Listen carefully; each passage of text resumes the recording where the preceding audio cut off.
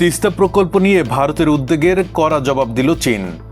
Beijing সাফ জানিয়ে দিয়েছে, বাংলাদেশ ও চীনের মধ্যকার দ্বিপাক্ষিক সহযোগিতা কোনো তৃতীয় পক্ষকে টার্গেট করে পরিচালিত হয় না এবং এতে বাইরের কোনো দেশের প্রভাব থাকা উচিত নয়। একই সঙ্গে বহুল আলোচিত তিস্তা প্রকল্পে বাংলাদেশকে সর্বোচ্চ সহযোগিতার আশ্বাস দিয়েছে চীন।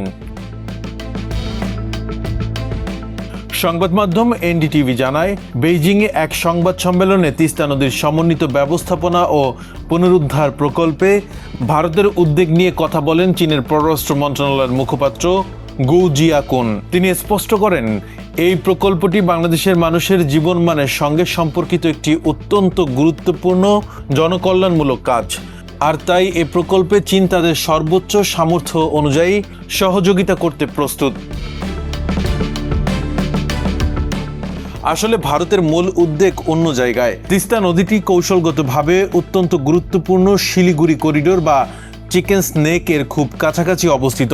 ভারতের আশঙ্কা, এই অঞ্চলে চীনের উপস্থিতি বাড়লে তা তাদের জাতীয় নিরাপত্তা বিঘ্নিত করতে পারে এবং উত্তর পূর্ব অঞ্চলের সঙ্গে মূল ভূখণ্ডের সংযোগকারী এই করিডোরের জন্য নতুন কৌশলগত ঝুঁকি তৈরি হতে পারে।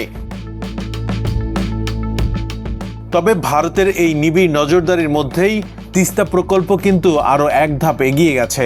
চলতি বছরের জানুয়ারিতে বাংলাদেশ পানি উন্নয়ন বোর্ড এবং চীনের পাওয়ার চায়না সমঝোতা স্মারকের মেয়াদ বাড়িয়েছে।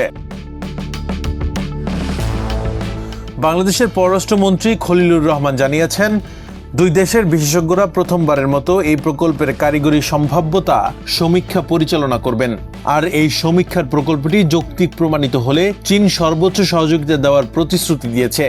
বাণিজ্য, পানি ব্যবস্থাপনা ও জনকল্যাণ সব ক্ষেত্রেই বাংলাদেশের সঙ্গে সহযোগিতা বাড়াতে বেইজিং এখন পুরোপুরি প্রস্তুত।